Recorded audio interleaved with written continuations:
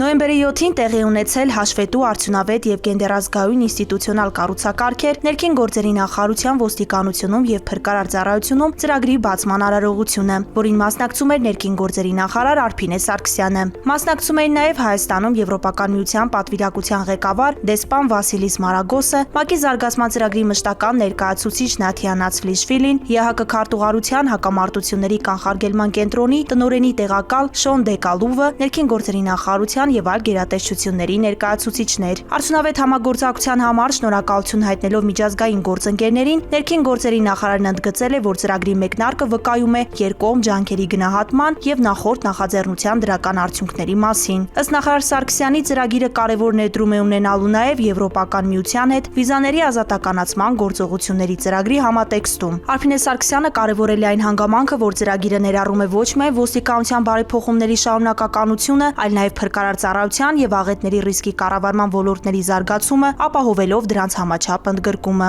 Կարևորվել է նաեւ փրկարար ծառայության կարիքների համար հատուկ տեխնիկայի ձեռքբերումը, աղետներին առաջինը արձագանքողների ինստիտուտի հիմնադրումն ու շարունակական զարգացումը, ապահովելով նրանց անհրաժեշտ վերապատրաստումները, իրական ժամանակում աղետների ռիսկի կանխատեսման եւ կառավարման 3D մոդելավորմամբ Եվրոպական միությունում կիրառվող գործիքի ներդրումը։ Արփինե Սարգսյանի խոսքով ներքին գործերի նախարարության համակարգային բարեփոխումների շրջանակներում ուղենիշային արդյունքներ են գրանցվել եւ բարեփոխումների ճանապարհի հաջող ընթացքի մասին է վկայում այն, որ բացահայտվում են նոր շերտեր, որոնք մինչ այդ տեսանելի չէին։ Նախարարը շեշտել է, որ ծրագիրը կենտրոնանում է առավելապես քրեական եւ համայնքային ոստիկանությունների կարողությունների զարգացման վրա։ Նա հանցավորության կանխարգելման տեսանկյունից կարևորել է ինտելեկտի վրա հենված օպերատիվ աշխատանքի մեթոդաբանությունը, իսկ համայնքային ոստիկանության դեպքում համայնքամետ ծառայության իրականացումը, համայնքի հետ շփման տարբեր մեթոդների գործիքների նախատեսումը։ Ծրագրի թիրախային ուղղություններից Արփինե Սարգսյանը կարևորել է նաև ծառայողներին հոգեբանական աջակցության տրամադրումը, ինչը հնարավորություն կտա նրանց հոգեբանական առողջ պատկերով շարունակել իրենց առջև դրված խնդիրների իրականացումը։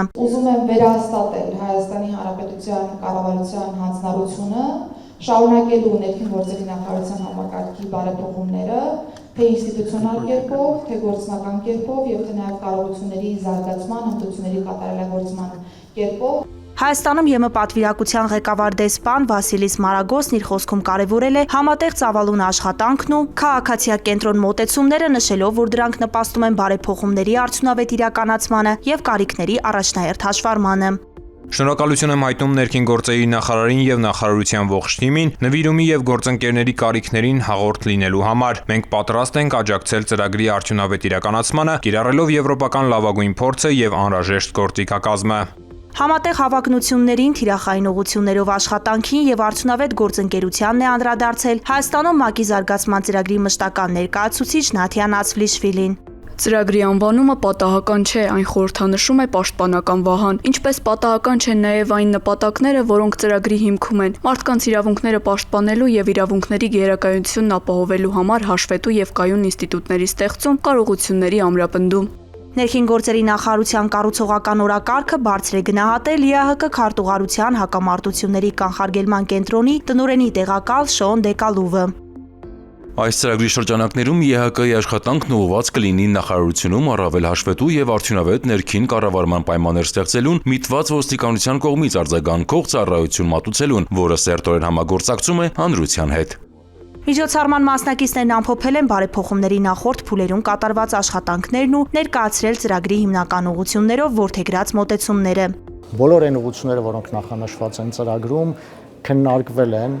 բազմաթիվ անգամ մեր գործընկերների հետ եւ մենք փորձել ենք գտնել այն լավագույն լուծումները եւ ուղղությունները, որոնք համահունչ են այսօրվա բարեփոխումների գործընթացին։ Ոստիկանության եւ փրկարար ծառայության բարեփոխումների նոր առաջնահերթությունների եւ ընթացիկ աշխատանքների վերաբերյալ տեղեկատվությամբ են կիսվել ներքին գործերի նախարարության, ռազմավարական պլանավորման, քաղաքականության մշակման եւ մոնիթորինգի վարչության պետի տեղակալներ Վահե Ենոքյանն ու Մերուժան Խաչատրյանը, ոստիկանության, անվտանգության եւ հանրային կառավարման ծրագրերի համակարգող Դավիթ Հարությունյանն ու Հայաստանում ԵԱՀԿ ծրագրի ազգային համակարգող Դինա Անանյանը ներկայացրել են ծրագրի տեսլականը, հիմնական ռազմավարական ուղղություններն ու ակնկալվող գործողությունները։ պաշտոնյաները։ Ծրագիրն իրականացվում է ՄԱԿ-ի զարգացման ծրագրի եւ ԵԱՀԿ-ի կողմից Եվրոպական միության համաֆինանսավորմամբ։ Շուրջ 5 միլիոն եվրոյի ներդրումը կուղղվի ոստիկանությունում եւ փրկարար ծառայությունում եվրոպական եւ միջազգային չափանիշներին, ինչպես նաեւ ԵՄ լավագույն փորձին համապատասխան արդյունավետ եւ հաշվետու կառուցակարգեր ապահովելուն։